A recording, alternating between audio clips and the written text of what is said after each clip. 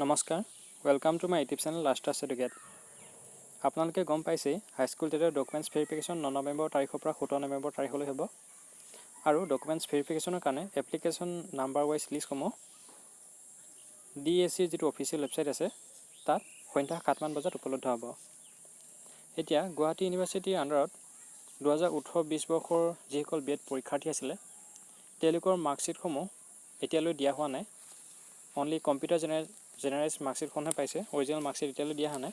Original marksheet কেতিয়া দিব সেই সম্পৰ্কে জানিবলৈ আমি গুৱাহাটী ইউনিভাৰ্চিটিৰ কণ্ট্ৰলাৰ ছাৰ ধ্ৰুৱজ্যোতি চৌধুৰী ছাৰৰ লগত যোগাযোগ কৰিছিলোঁ।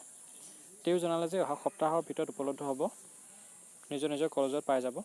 যেতিয়া ভেৰিফিকেশ্যনৰ কথাটো ক'লোঁ 9 নৱেম্বৰ তাৰিখৰ পৰা 17 নৱেম্বৰ তাৰিখলৈ ভেৰিফিকেশ্যন হ'ব, সেই বিষয়ে কোৱাত তেওঁ ক'লে যে খুব সম্ভৱ সোমবাৰ মানে অৰিজিনেল মাৰ্কশ্বিটসমূহ কলেজত পাই যাব। এতিয়া কথাটো হ'ল সোমবাৰ মানৰ পৰাই ডকুমেণ্টছ ভেৰিফিকেশ্যন ষ্টাৰ্ট হ'ব। যদি কিবা কাৰণত অৰিজিনেল মাৰ্কশ্বিটসমূহ আমি ভেৰিফিকেশ্যনৰ দিনালৈ নাপাওঁ তেতিয়া কি কৰিব লাগিব? মোৰ লগৰ কেইজনমান সতীৰ্থই তেওঁলোকে ছেকেণ্ডেৰী এডুকেশ্যন ডিপাৰ্টমেণ্টলৈ গৈছিলে আৰু এখন এপ্লিকেশ্যন লিখি ডিপাৰ্টমেণ্টৰ পৰা তেওঁ চিল আৰু চাইন কৰি আনিছে।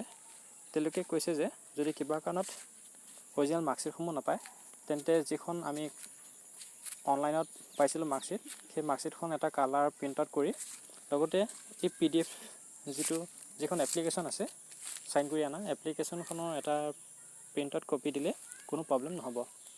এপ্লিকেশ্যনখনৰ PDF ফাইলটো মই ডেছক্ৰিপশ্যনৰ লিংকত দি দিছোঁ, আপোনালোকে তাৰ পৰা ডাউনলোড কৰি ল'ব পাৰিব।